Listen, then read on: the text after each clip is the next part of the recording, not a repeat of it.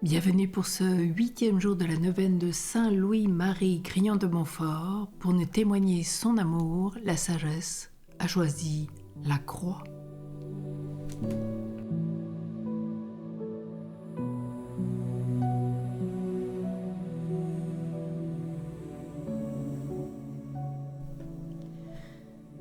Grignon de Montfort nous rappelle, dans son livre de l'amour de la sagesse éternelle, au numéro 167 et suivant, je cite: « Voilà ce que je crois. Le plus grand mystère de la sagesse éternelle, la croix.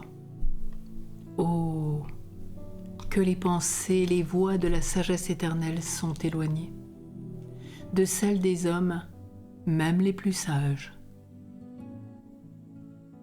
Dieu veut racheter le monde, rendre au Père éternel une gloire infinie. Voilà un grand dessein, une grande entreprise. De quels moyens se servira cette sagesse?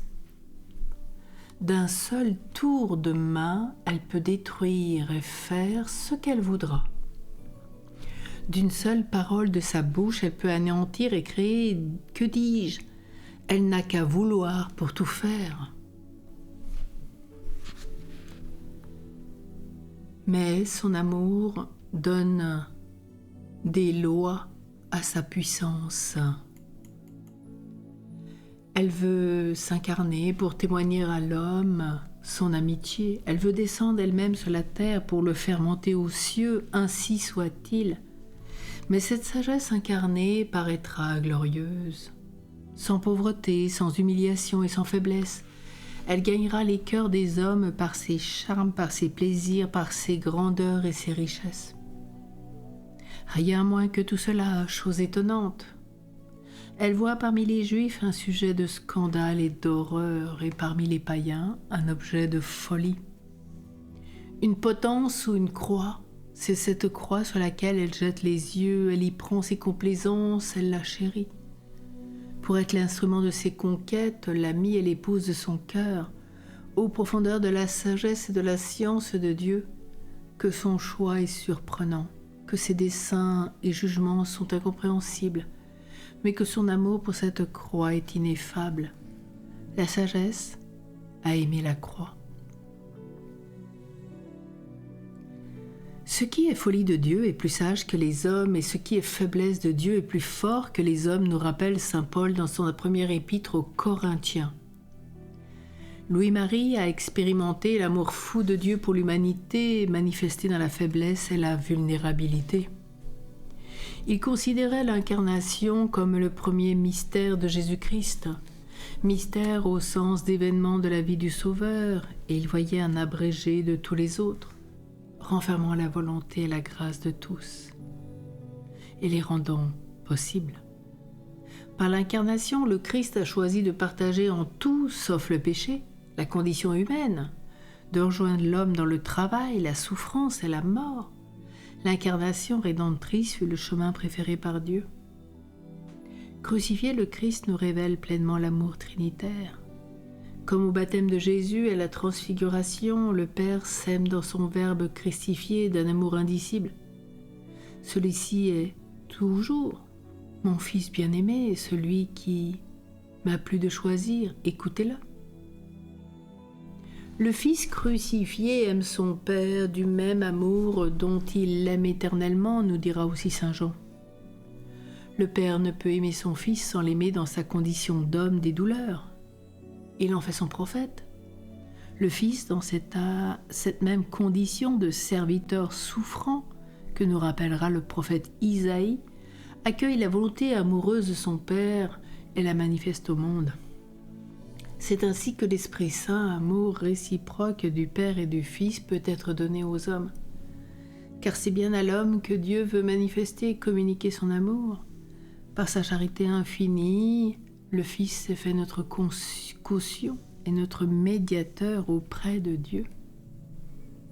Il choisit la souffrance et la mort de la croix pour rejoindre l'homme dans sa souffrance et sa mort et lui témoigner un plus grand amour. Nul n'a d'amour plus grand que celui qui se dessaisit de sa vie pour ceux qu'il aime, nous dit saint Jean. Et Seigneur, oui, toi tu l'as dit et tu l'as fait. Et merci de nous le révéler, cet amour fou de ton Père. Oui, qui me voit en croix, voit le Père. Et je crois que tu es dans le Père et que le Père est en toi. Et le sommet de ta souffrance, c'est l'expression suprême de ton amour. Ô croix, tu es mon unique espérance. La sagesse a aimé la croix, sagesse ou folie? Jésus-Christ, la sagesse éternelle, elle aurait pu toucher le cœur des hommes et triompher du mal aisément, sans pauvreté, sans humiliation et sans faiblesse. Il en a décidé autrement. Renonçant à la joie qui lui revenait, il endura la croix. Son choix bouscule la sagesse terrestre que dénonce saint Jacques et confirme le renversement des valeurs proclamées par les béatitudes. Et Dieu ne change pas. L'alliance de Jésus avec la croix est indissoluble. Il l'a épousée et s'est identifié à elle. Impossible donc désormais de trouver Jésus sans elle. Dans l'amour de la sagesse, au numéro 170 et suivant, il dit « Jamais la croix sans Jésus, ni Jésus sans la croix ». La vraie sagesse, le Christ, fait tellement sa demeure dans la croix et hors d'elle, vous ne la trouverez point dans ce monde, et elle s'est même tellement incorporée et unie avec la croix, qu'on peut dire avec vérité que la sagesse est la croix et la croix est la sagesse. Ce langage est rude, et pourtant, Seigneur, c'est celui de ta vie et de ta mort. Tu ne veux ni le mal ni la souffrance, puisque tu as créé l'homme pour le bonheur. Mais apparemment, impuissant face au mal, tu as voulu devenir solitaire de tous ceux qui se sentent écrasés par la douleur. Sur la croix, tu t'es fait le bon samaritain de l'homme en misère, prenant sur toi toute souffrance. Seul l'amour révèle le sens de ton anéantissement. Désormais, rien ne pourra nous séparer de toi. Tu nous apprends comment aimer jusqu'au bout, jusqu'à l'excès, en collant à la croix, en y mourant pour nous, alors que nous étions encore pécheurs. Ta croix nous ouvre le vrai chemin du bonheur, celui du bon don total au Père et aux hommes. Et les saints, pendant leur vie, ne cherchaient que la croix. C'était leur grande envie. C'était là tout leur choix. Les saints comprennent la croix. À ta suite, ils accueillent la leur chaque jour comme le bien le plus précieux. Ils l'aiment tout au long de leur vie comme l'outil indispensable par quoi le divin pénètre l'humain. Donne-moi un peu leur sagesse pour entrer dans ce mystère et comprendre que s'il y a des excès, il est d'abord de ton côté, excès d'amour. Louis-Marie parle peu de la résurrection. La souffrance et la mort de Jésus en croix ne constituent pas pour autant un point final. Comme les auteurs de son temps, il célèbre le triomphe de la sagesse éternelle dans la croix et par la croix. Ne fallait-il pas que le Christ souffrit cela et qu'il entra dans sa gloire, nous rappelle saint Luc ou saint Paul. La croix est un trophée de victoire digne d'adoration. Au jour du jugement, la sagesse fera porter cette croix en triomphe par les anges qui en chanteront des cantiques d'allégresse. Elle se fera précéder de cette croix posée sur une nue la plus éclatante qui ait jamais paru. Elle jugera le monde avec elle et par elle. Louis-Marie reprend ici une idée exprimée par plusieurs pères de l'Église, notamment saint Jean Chrysostome.